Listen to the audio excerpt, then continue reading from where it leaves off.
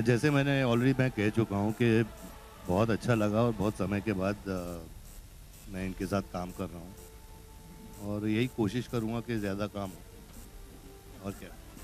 Karan, Karan, towards your left, towards your left.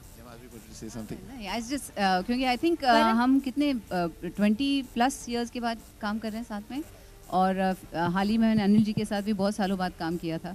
So it's always wonderful to work with co actors you work with before और इसमें भी वैसा ही, लेकिन I think it's been wonderful.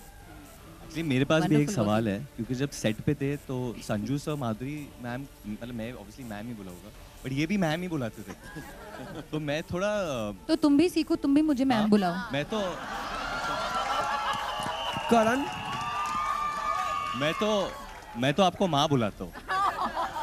Genuinely, I'm going to try very hard to be a little bit normal, but it's very difficult because I have a lot of love for my director and for my friend, and he's put in a lot of effort and hard work into making this film happen. And every time I see this, any visual or even right now watching this, it's really surreal.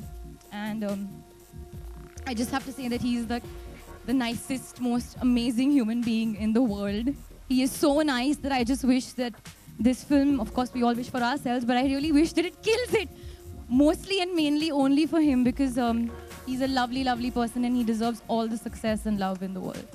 Actually कहानी ये जैसे कि मैंने कहा है कि 2003 में जब कल हो ना हो रिलीज हो रही थी, तो उसके बिल्कुल 2 महीने बाद इस कहानी का जो जर्म था, जो आइडिया थी, वो मेरे जहन में आ गई थी. उसके बाद मैंने पापा के साथ बहुत शेयर किया, क्योंकि जो एटमॉस्फेयर है फिल्म का, मैं ज़्यादा बताना नहीं चाहूँगा.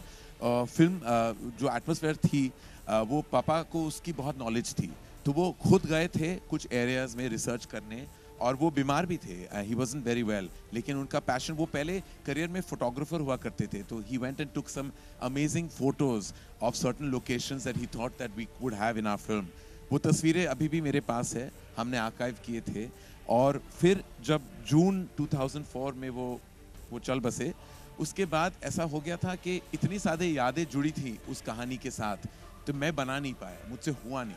मैंने ऑलरेडी फिल्म एक्चुअली प्लान कर ली थी, मैं शूटिंग करने जा रहा था एंड ऑफ द ईयर, लेकिन उसके बाद मुझसे हुआ नहीं. बहुत साल गुजर गए उसके बाद, और फिर कभी कभी मैं ये कहानी सबके साथ शेयर किया करता था. आई थिंक धर्मा प्रोडक्शंस में जो भी मुझसे करीब है वो सब जानते कि कलंक की कहानी क्या है. और एक दिन मैंने अभिषेक वर्मन को वो कहानी बताई और उन्हें बहुत पसंद आया, and I just felt that the film would be in the right hands with him, तो उन्होंने डेवलप किया.